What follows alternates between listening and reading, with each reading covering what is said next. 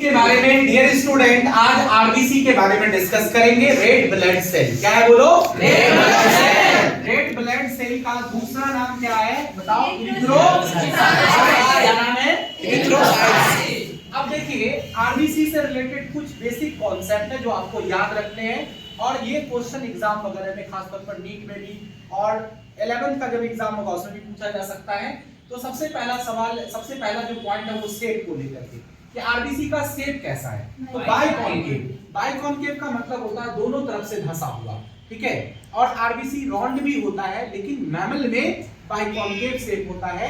कुछ एनिमल में अगर बात करें तो राउंड शेप का भी होता है, बट यहाँ पर हम ह्यूमन की बात कर रहे हैं। बाइकॉन्केव शेप का है जिसमें ये मेम्ब्रेन ऑफ आरबीसी को रिप्रेजेंट कर रहा है और इसके अंदर हीमोग्लोबिन है। हीमोग्लोबिन एक आयरन कंटेनिंग पिगमेंट है, प्रोटीन होता है जो आगे बताएंगे। इसका साइज 7 माइक्रोमीटर है।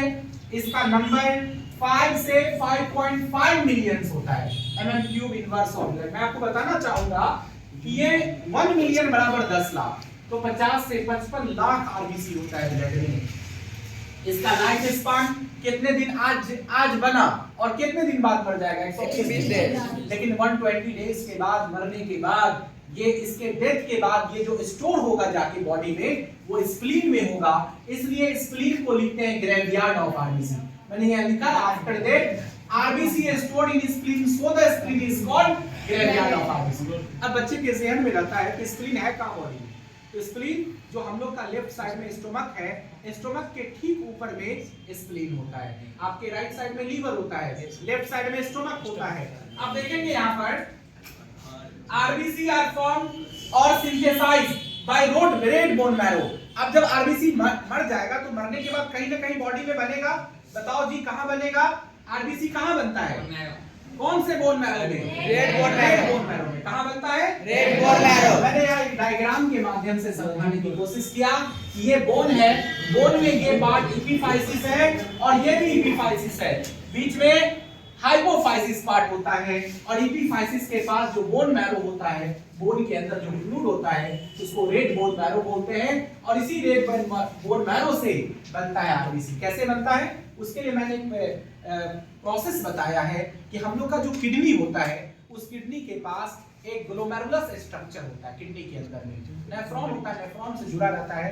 उस ग्लोमेरुलस से एक हार्मोन रिलीज होता है इरिथ्रोपोइटिन, और वही इरिथ्रोपोइटिन हार्मोन की बात करेंगे तो वो एक्टिवेट करता है रेड बोन मैरो को और वहां से बनता है आरबीसी। इस पूरे प्रोसेस को कहते हैं इरिथ्रोपोइसिस। यहाँ मैंने उसका भी जिक्र किया है, मैंने लिखा है erythropoietin through the process of erythropoiesis in mature mammalian RBC.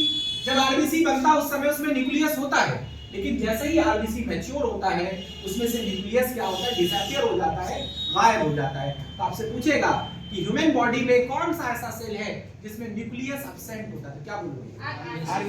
RBC नहीं, मैच्योर मैमेलियन आरबीसी कहोगे। मैच्योर आरबीसी कौन सा आरबीसी? न्यूली आरबीसी में होगा न्यूक्लियस, जैसे वो मैच्योर होगा उसमें से गायब हो जाएगा। अब बात करते हैं यहाँ पर हीमोग्लोबिन के बारे में। हीमोग्लोबिन एक आयरन कंटेनिंग प्रोटीन पिगमेंट है जो जो काम करता है ट्रांसपोर्टिंग एजेंट का, और हीमोग्लोबिन कैरी करता है gaseous molecule, oxygen, CO2 respiration के दौरान, ग्लूकोज को, अमीनो एसिड को, हार्मोन्स को और वगैरह वगैरह। और मैं एक बात और बताना चाहता हूं, हमारे बॉडी में हीमोग्लोबिन का परसेंटेज कितना होना चाहिए? तो 12 से 16 ग्राम। ये भी आप लोग लिखेंगे हीमोग्लोबिन परसेंटेज, यानी एक हेल्दी इंडिविजुअल में 12 से 16 ग्राम होना चाहिए इन हेल्दी इंडिविजुअल या हेल्दी पर्सन। एक हेल्दी पर्सन में कितना होना चाहिए हीमोग्लोबिन का परसेंटेज? 12 से 16 ग्राम। अगर किसी के बॉडी में हीमोग्लोबिन का परसेंटेज कम होता है उस दौरान उसमें कौन सी बीमारी होती है? एनीमिया। कौन सी बीमारी? एनीमिया होती है। और जब हीमोग्लोबिन बढ़ जाए तो हाइपरटेंशन। कौन सी बीमारी? हाइपरटेंशन। तो हीमोग्लोबिन कम होना भी बीमारी है और बढ़ना भी बीमारी है। समझ गए?